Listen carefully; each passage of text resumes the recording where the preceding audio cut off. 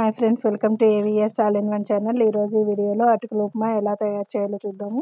ఇదైతే weight loss అయ్యే వాళ్ళకి, అలానే ఏం తినబుద్ధి కానప్పుడు లైట్గా తినాలనుకునే వాళ్ళకి కూడా చాలా టేస్ట్గా, అలానే ఈజీగా మనం ఇంట్లోనే ఎలా తయారు చేసుకోవాలో చూద్దాము.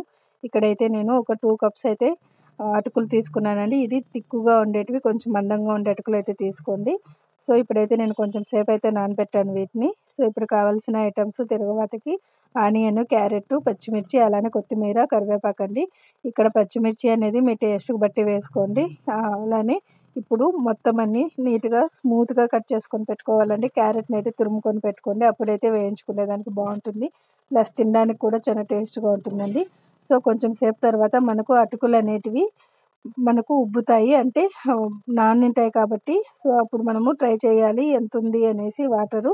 ఇప్పుడు ఇక్కడ తిరగవాతకి కావాల్సిన ఐటమ్స్ అన్ని తిరగవాత ఐటమ్స్ అన్నీ తీసుకున్నానండి. ఒక ప్యాన్ పెట్టి అందులోకి ఆయిల్ వేసుకొని ముందు పల్లీలు అయితే వేసుకోవాలి. ఇక్కడ వేరుశనగుళ్ళు వేసుకున్న తర్వాత కొంచెం సేపు అయితే ఫ్రై అయిన తర్వాత అన్నీ తిరగవాత ఐటమ్స్ అయితే వేసుకోవాలండి. సాసవులు, జీలకర్ర, అలానే ఉద్దిపప్పు, కొంచెం శనగపప్పు కూడా వేసుకున్న తర్వాత ఆనియన్ కూడా వేసుకొని తర్వాత పచ్చిమిర్చి వేసుకోవాలండి.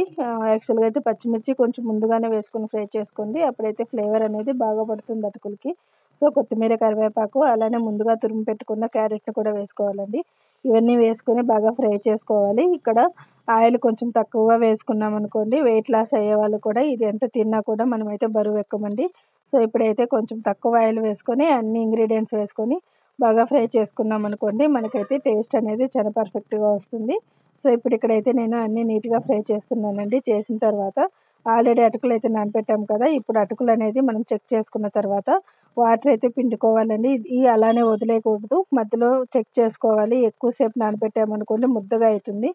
సో అందుకనేసి నేను మధ్యలో అనేది వాటర్ అంతా బాగా పిండేసినాం అనుకోండి పొడి పొడిగా అనేది ఉంటుందండి. ఇప్పుడు తిరగవాత అంతా వేగిన తర్వాత ఇందులోకి సాల్ట్, అలానే పసుపు కూడా వేసుకోవాలండి. ఇక్కడ కలర్కి తగినట్టుగా ఎక్కువ పసుపు వేసుకోకండి. సో లైట్గా పసుపు వేసుకొని నిమ్మరసం అయితే పిండుకోవాలి. ఇక్కడ నిమ్మరసం అనేది మీకు ఎక్కువ కావాలంటే ఎక్కువ వేసుకోవచ్చు, వద్దనుకున్న వాళ్ళు జస్ట్ 2 డ్రాప్స్ చాలండి. సో ఇప్పుడు ఆల్రెడీ పొడి పొడిగా చేసి పెట్టుకున్న అటుకులను అయితే మనమైతే తిరగవాతలో కలుపుకోవాలండి. ఇప్పుడు మనం పిండేటప్పుడు కానీ తిరగవాతలోకి వేసేటప్పుడు కానీ ఉంటలుగా వేయకండి. పొడి పొడిగా వేసామనుకోండి మనకైతే అతుక్కోకుండా మనకు రైస్ లాగా బాగా వస్తుంది ఉప్మా అనేది.